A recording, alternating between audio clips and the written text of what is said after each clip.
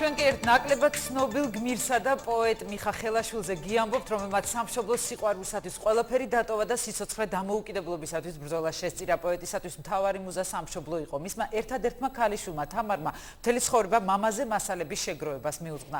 საქართველოს კათოლიკოს პატრიარქის ინიციატივით მეცნიერთა ჯგუფი მიხა ხელაშვილის შთამომავალთან ერთად გმირის ცხოვრების ისტორიას სწავლობს, რის შემდეგაც მასალების გამოქვეყნება იგეგმება. როგორ იხსენებს თამარ ხელაშვილი მამას, თეიკო ანჯაფარიძე გიამბობთ.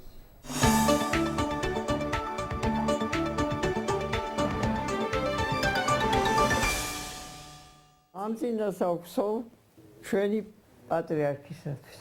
ძალიან ბევრი რამე გააკეთა ჩემთვისა.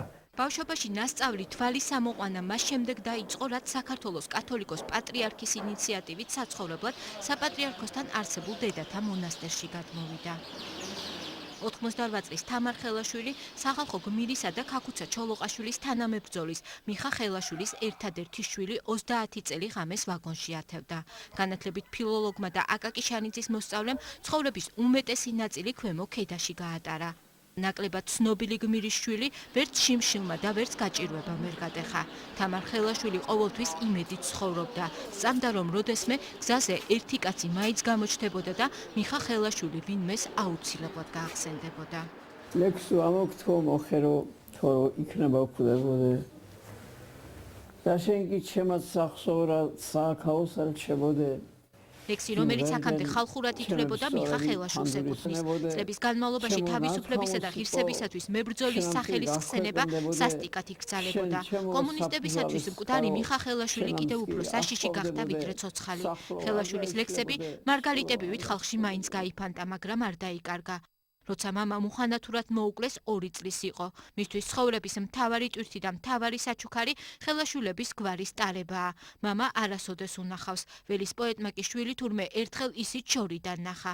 მამისგან რამდენიმე ხელნაწერი და ორად 2 ფოტო დარჩა. მიხას რომ ყურს დაუგდებდიო, აღარაფერი გინდოდაო, სულ გინდოდა რომ იმას ესაუბრა და ელაპარაკაო, ისეთი ლაპარაკი ჰქონდაო. იმითი იზიდავდა ხალხსაო, განამაინდა მას ლამაზი იყო. საქართველოს დამოუკიდებლობისათვის მებრძოლმა გმირმა ამ ქვეყნად ზუსტად 25 წელი იარა. საკუთარ 25 დაბადების დღეზე ღალატის მსხვერპლი გახდა. სასულიერო აკადემიის დამთავრების შემდეგ ხელაშვილი ბალისახოს ეკლესიის დიაკონი გახდა. მისთვის ამ სოფელმა ფერი ბინდისფრად მაშინ იცვალა, როცა წითლები შემოვიდნენ. ხელაშვილმა მთის გასაბჭოება ვერ გადაიტანა. ასე დაიწერა ბინდისფერია სოფელი და ასე დაიწყო დიაკონი ხელაშვილის სხვა ცხოვრება. 24 წლის აჯანყების შემდეგ ის შეფიცულთა ჯარს ემიგრაციაში არ გაყვა. თაკლდეებში უნდოდა. რადმინდა იქ მაინც სიკვდილი მელისო და აქაო და აქა მამკვდა ჩემს ქვეყანას დავმარხო. ამბობდნენ მარტო ხელა გმირს ტყვია არ ეკარებოდაო.